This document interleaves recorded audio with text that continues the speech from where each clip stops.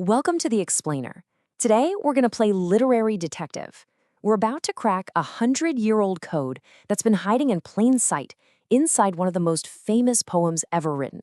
And what we find might just change the way you think about art, memory, and even survival itself. But before we dive in, let's start with a really strange puzzle from our own world. Just think about it. We build these massive monuments for our soldiers, carved in stone. But the victims of pandemics, they often outnumber war casualties by millions. And yet, they just seem to vanish from our collective history. The 1918 Spanish flu infected a third of the entire planet, and still, its memory is basically a ghost. So why is that? Well, when you break it down, the psychology is just fascinating. War, for all its absolute horror, can be spun into a heroic story, right? It's about collective struggle, noble sacrifice for the greater good. But disease? It offers zero comfort like that. It's a private, lonely battle. Dying from a virus isn't seen as a sacrifice. It's a personal tragedy that puts the very people you love in danger. And this brings us to our first major clue in this whole investigation. This really strange but consistent pattern of cultural amnesia that seems to follow every major plague or pandemic.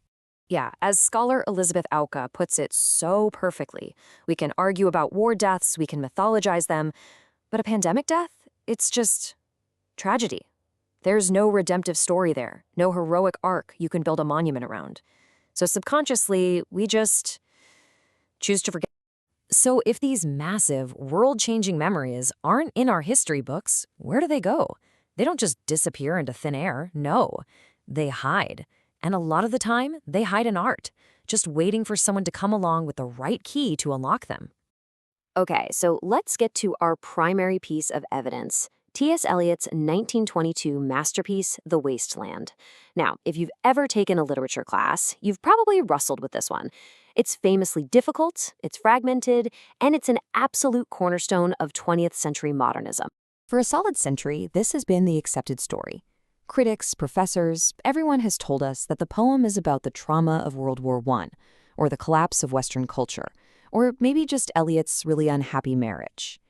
These are the official interpretations, the ones you learn in school.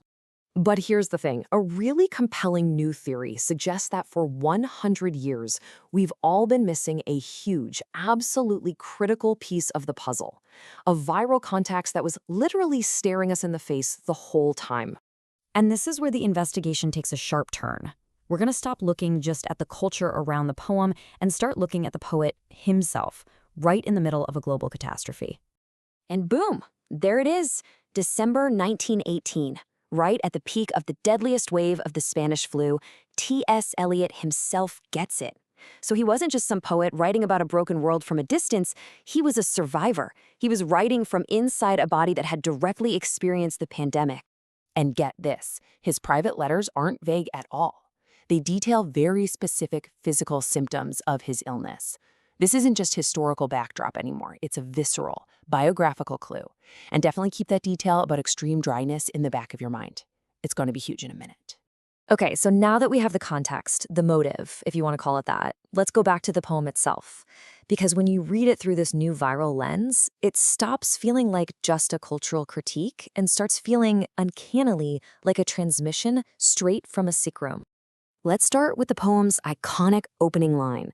It's always been read as this big metaphor for a spiritually dead society after the war. But what if it's way more literal than that?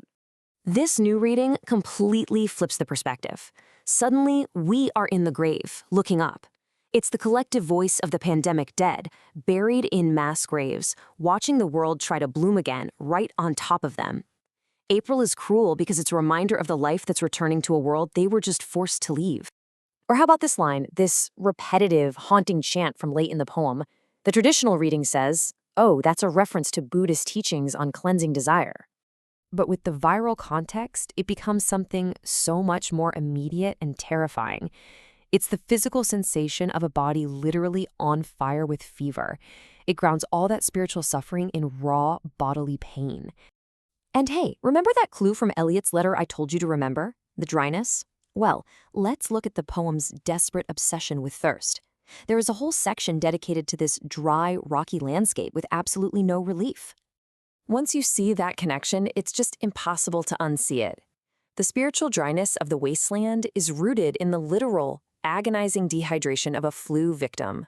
The poem is recording a physical symptom that the poet himself actually went through. But maybe the biggest clue of all is the poem's structure. For 100 years, its jarring, fragmented style has been seen as its defining literary innovation. But you know what? There's also a medical term for that exact state of mind. This suggests that the poem's famous difficulty isn't just an artistic choice. The very form of the poem is a symptom. It's an unbelievably accurate representation of a mind that's been shattered by fever and trauma. So, after all this, what does cracking this pandemic code in the wasteland ultimately tell us? Where does that leave us? Well, the key takeaway here isn't that those old interpretations are wrong. Not at all. It's just that they were incomplete. This new viral layer reveals the poem as this powerful, secret archive, preserving the experience of a global trauma that history was already trying its best to forget. Eliot, whether he knew it or not, gave a voice to that deafening silence. And that leaves us with one final and pretty crucial question. As we try to move on from our own recent pandemic, what books, songs, and movies are being made right now that are secretly encoding our experience?